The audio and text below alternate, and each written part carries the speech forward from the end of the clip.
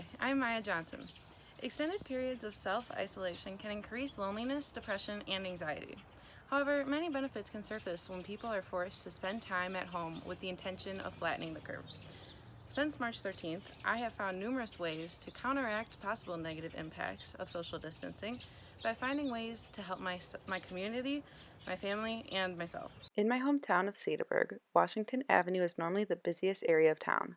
Now the owners of these locally owned businesses are uncertain about finances, so community members are encouraging families to eat takeout in order to keep restaurants open.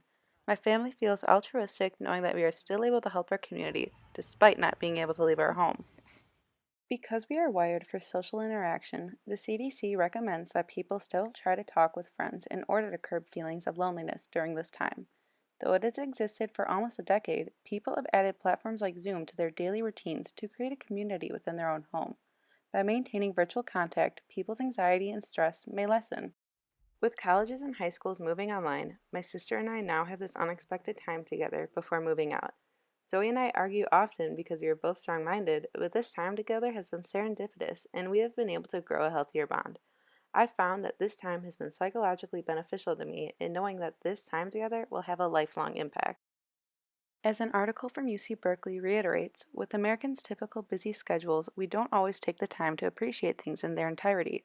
For example, we tend to scarf down food and treat it as fuel rather than a flavorful meal made from scratch.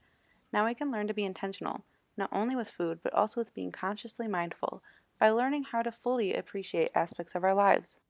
For those of us whose daily routines rely on interacting with others, we now have the opportunity to slow down.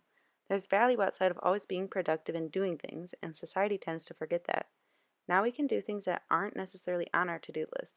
Instead, we have been enjoying activities such as reading for pleasure, doing yoga, or working on puzzles, just for our own enjoyment.